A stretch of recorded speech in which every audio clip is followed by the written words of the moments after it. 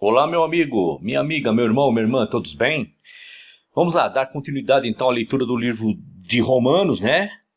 E lembrando que o apóstolo Paulo é uma pessoa muito inteligente, fazendo sempre jogo de palavras para que as pessoas pudessem parar e refletir na sua própria condição em relação ao nosso Criador e que você sempre tem em mente que não é para tirar a fé da maneira que o teu líder religioso te ensinou a ler a Bíblia. Não, eu estou só demonstrando aqui a maneira que eu leio a Bíblia, tá certo?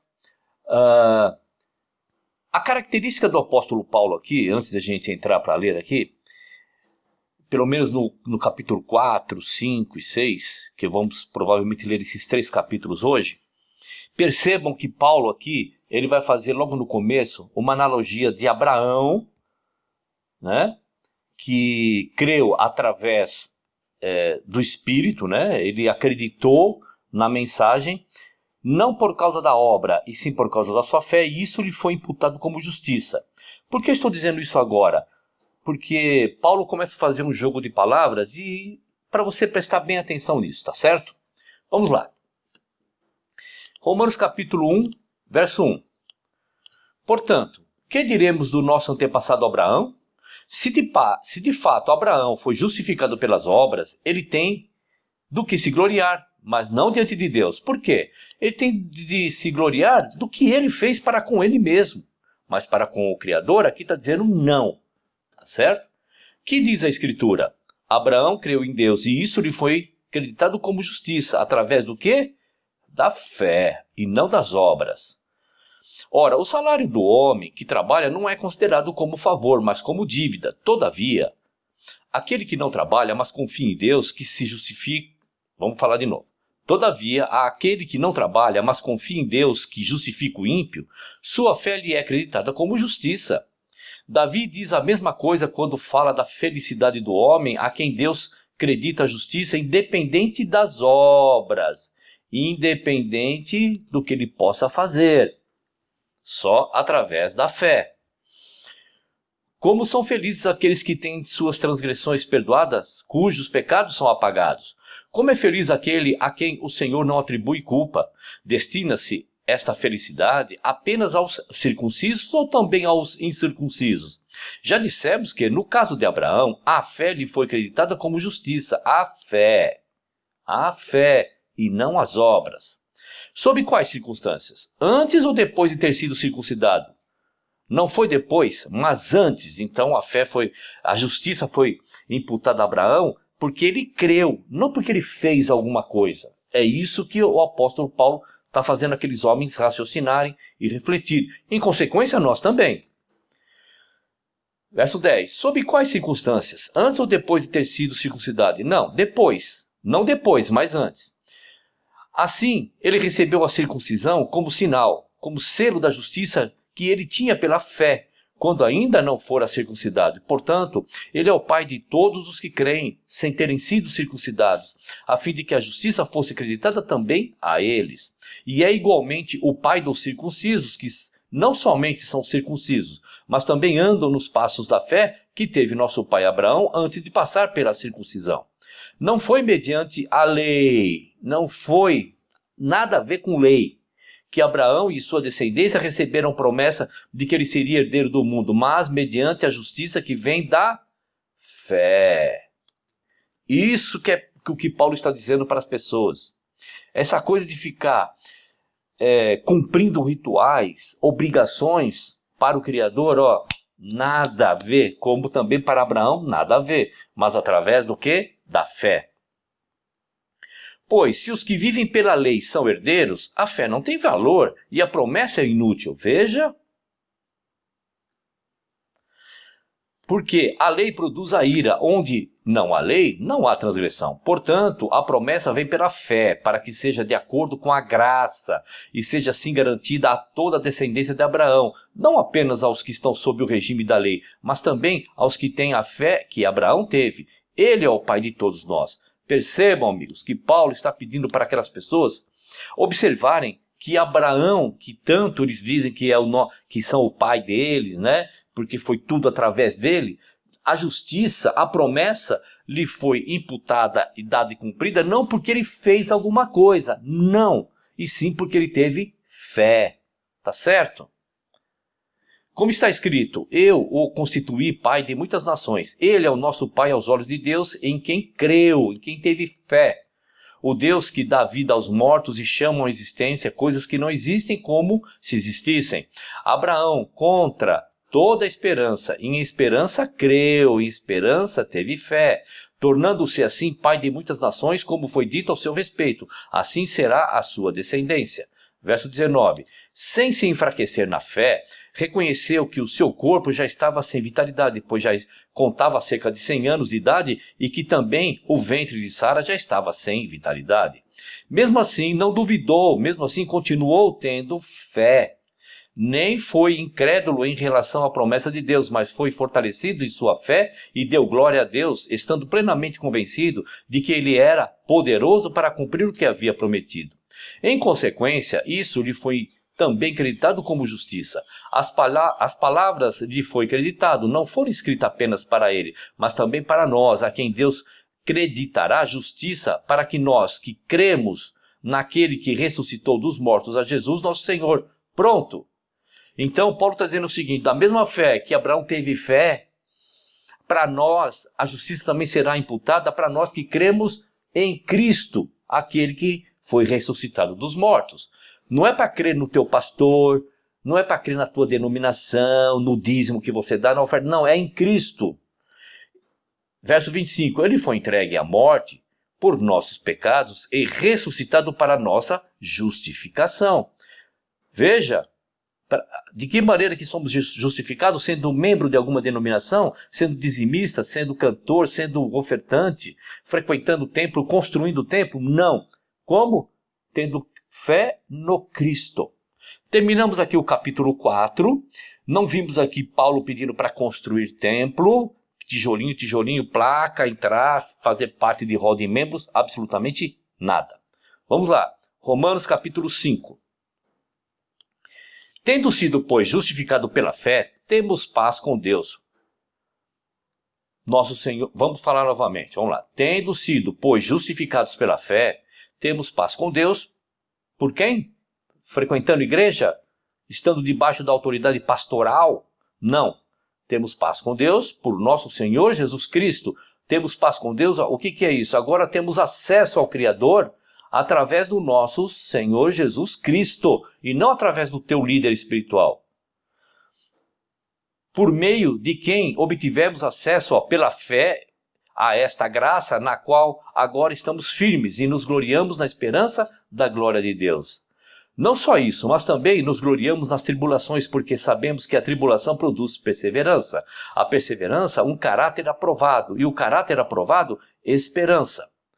E a esperança não nos decepciona, porque Deus derramou seu amor em nossos corações por meio do Espírito Santo que ele nos concedeu. De fato, no devido tempo, quando ainda éramos fracos, Cristo morreu pelos ímpios. Ou podemos dizer assim, verso 6 aqui. De fato, no devido tempo, quando ainda éramos fracos, o teu pastor morreu por nós. O teu pastor, ele deu a vida pelos ímpios. É isso? Não. Quem é? É Cristo. Em quem que temos que ter fé? Em Cristo. Dificilmente haverá alguém que morra por um justo, pelo homem bom talvez alguém tenha coragem de morrer. Vamos lá, verso 8. Mas Deus demonstra seu amor por nós. Como? De que maneira que Deus demonstra seu amor por nós? Através dos templos que ele pediu para construir? Não, não tem isso escrito na Bíblia. Tá certo? Através de sermos guardadores de sábado, guardadores de domingo ou qualquer outro dia da semana, frequentadores de escola sabatina, de cultos. Vamos lá. Verso 8. Mas Deus demonstra seu amor por nós. Cristo morreu em nosso favor quando ainda éramos pecadores. Como? Através do Cristo. Como agora fomos justificados por seu sangue, muito mais ainda seremos salvos da ira de Deus por meio dele. Por meio de quem? Do teu pastor? De ser membro da sua igreja? Como que nós vamos ser salvos? Sendo dizimistas? guardadores de algum dia? Não, crendo no Cristo, que derramou seu sangue por nós. Se quando éramos inimigos de Deus, fomos reconciliados com ele mediante a morte de seu Filho, quanto mais agora, tendo sido reconciliados, seremos salvos por sua vida. Não apenas isso, mas também nos gloriamos em Deus, por meio do nosso Senhor Jesus Cristo, mediante quem recebemos agora a reconciliação. Portanto, da mesma forma como o pecado entrou no mundo por um homem, e pelo pecado a morte, assim também a morte veio a todos os homens, porque todos pecaram. Pois antes de ser dada a lei, o pecado já estava no mundo, mas o pecado não é levado em conta quando não existe lei. Vamos lá, está falando o quê? De Adão. Adão transgrediu. Transgrediu qual lei? Os 10 mandamentos? É claro que não. Os preceitos da Torá? Obviamente que não. Então, o que Paulo está dizendo é o seguinte, que houve pecado antes daquela lei, mas o pecado não lhe era atribuído, porque antes do pecado não tem transgressão. Desculpe. Pois antes de ser dada a lei, o pecado já estava no mundo, mas o pecado não é levado em conta quando não existe lei. Todavia, a morte reinou desde o tempo de Adão até Moisés, mesmo sobre aqueles que não cometeram pecado semelhante à transgressão de Adão, o qual era um tipo daquele que havia de vir. Desculpa mais uma vez. Vou ter que tomar uma água. Vamos lá. Paulo está dizendo o seguinte, olha, que houve pecado, olha só, depois de Adão. Mas olha só, vamos ler aqui o verso para poder entender. Todavia, a morte reinou desde o tempo de Adão até Moisés, tudo bem? Mesmo sobre aqueles que não cometeram pecado semelhante à transgressão de Adão. Então, Adão teve um tipo de pecado, de erro, de transgressão que não tem nada a ver com a Torá. Não tem nada a ver com guarda de sábado, dízimo. Compreende o que Paulo está dizendo aqui? O qual era um tipo daquele que haveria de vir. Entretanto, verso 15. Entretanto, não há comparação entre a dádiva e a transgressão, pois se muitos morreram por causa da transgressão de um só, muito mais a graça de Deus, isto é, a dádiva pela graça de um só homem, quem? O teu pastor? O teu líder religioso? Não. Jesus Cristo transbordou para muitos. Não se pode comparar a dádiva de Deus com a consequência do pecado de um só homem. Por um pecado veio o julgamento que trouxe condenação, mas a dádiva decorreu de muitas transgressões e trouxe justificação. Se pela transgressão de um só a morte reinou por meio dele, muito mais aqueles que recebem Deus a imensa provisão da graça e a dádiva da justiça reinarão em vida por meio de um único homem. Teu pastor? Jesus Cristo. Bom, se através de Adão agora todo mundo morre, agora através de um só também todo mundo vive. Resumindo, é isso que Paulo está falando. Quem? Cristo. Consequentemente, assim como uma só transgressão resultou na condenação de todos os homens, assim também um só ato de justiça resultou na justificação que traz a vida a todos os homens. Logo, assim como por meio da desobediência de um homem, muitos foram feitos pecadores, assim também por meio da obediência de um único homem, muitos serão feitos justos. A lei foi introduzida para que a transgressão fosse ressaltada. Mas onde aumentou o pecado, transbordou a graça, a fim de que, assim como o pecado reinou na morte, também agora, vamos lá de novo, a fim de que, assim como o pecado reinou na morte, também a graça reine pela justiça para conceder vida eterna mediante Jesus Cristo nosso Senhor. Então, o único que pode nos conceder a ousadia de estar perante o Criador e reivindicar a nossa salvação, a nossa eternidade, é Cristo. Tá certo? Nosso Senhor. Terminamos aqui o capítulo 5 e ainda nada de Paulo dizer que tem que construir templo, ficar enfiado dele, praticar todas aquelas coisas para nós alcançarmos a benevolência do Criador. Não, é somente crer no Cristo. Tá certo? E agora no verso 6, vai dar uma ideia sobre alguma coisa que nós seremos identificados como discípulos do Cristo. Vamos lá. Romanos capítulo 6, verso 1. Que diremos então? Continuaremos pecando para que a graça aumente? Ou seja, já que tem um problema, por um só homem a gente está condenado, agora por um só nós somos reconciliados com o Criador, então quanto mais pecar, mais possibilidade eu tenho de ser perdoado? O que Paulo responde? De maneira nenhuma. Nós, o que morremos para o pecado, como podemos continuar vivendo nele? E o que é pecado? E o que é pecado aqui? Né? o que Paulo vai discernir nesse capítulo, e muito outras passagens e outras cartas, o que é pecado aqui? Verso 3. Ou vocês não sabem que todos nós que fomos introduzidos, que fomos batizados, ou seja, que fomos introduzidos na doutrina do Cristo, olha lá. Ou vocês não sabem que todos nós que fomos batizados em Cristo Jesus, fomos batizados em sua morte, portanto fomos sepultados com ele na morte por meio do batismo, a fim de que, assim como Cristo foi ressuscitado dos mortos mediante a glória do Pai, também nós vivamos uma vida nova. Se dessa forma fomos unidos a ele na semelhança da sua morte, certamente seremos também na semelhança da sua ressurreição. Pois sabemos que o nosso velho homem foi crucificado com ele para que o corpo do pecado seja destruído e não mais sejamos escravos do pecado. Pois quem morreu foi justificado do pecado. Ora, se morremos com Cristo, cremos que também com ele viveremos. Pois sabemos que, tendo sido ressuscitado dos mortos, Cristo não pôde morrer outra vez. A morte não tem mais domínio sobre ele. Porque morrendo, ele morreu para o pecado uma vez por todas, mas vivendo, vive para Deus.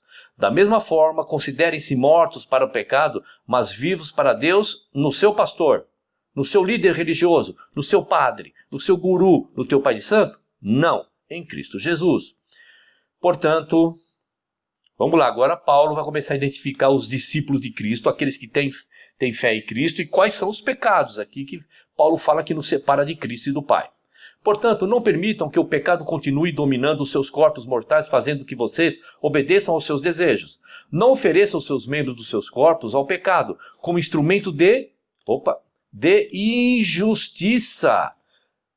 Instrumento de falta de amor ao seu semelhante, ser injusto com o seu semelhante, não injusto com o Criador, certo?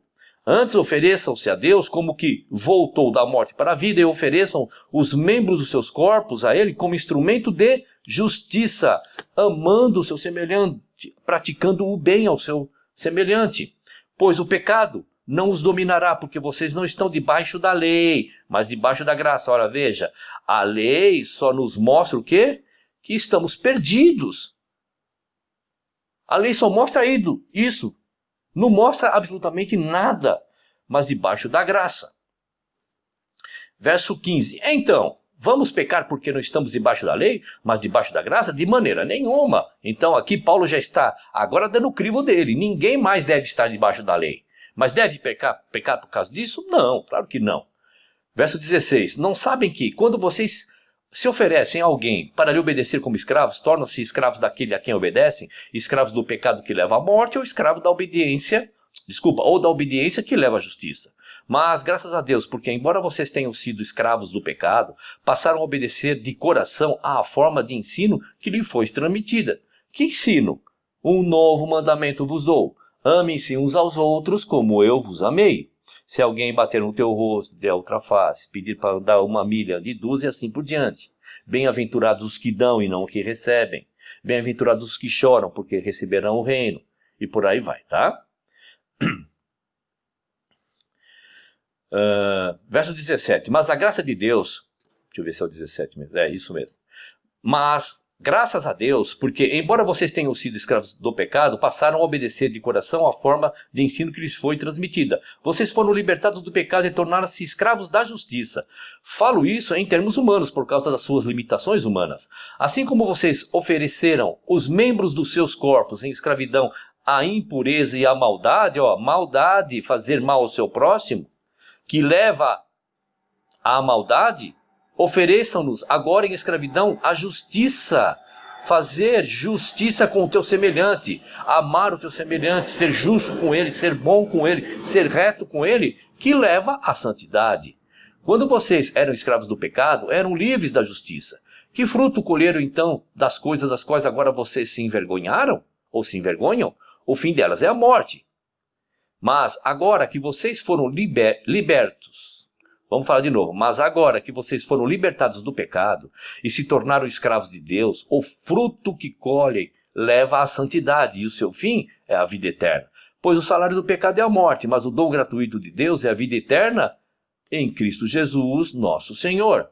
Então, mais uma vez, terminamos aqui o capítulo 6 de livro aos Romanos, onde Paulo diz que nós temos acesso ao Criador, temos acesso a benevolência do Pai através de Cristo. E nós, através de Cristo, somos identificados pelo mundo, que somos seus discípulos, fazendo o quê? Amando o nosso semelhante. Você viu escrito aí. Não disse que nós somos seguidores de Cristo se nós frequentarmos igrejas, formos incluídos no hall de membros de denominações, sermos guardadores de algum dia específico, certo? Participando do coral, participando da ação missionária, do departamento, não sei de onde. Não é nada disso. Tá certo? Não vimos aqui Paulo pedir para construir templo. Dá um like, se inscreva, acione o sino e compartilhe o vídeo. Um abraço e até o próximo capítulo.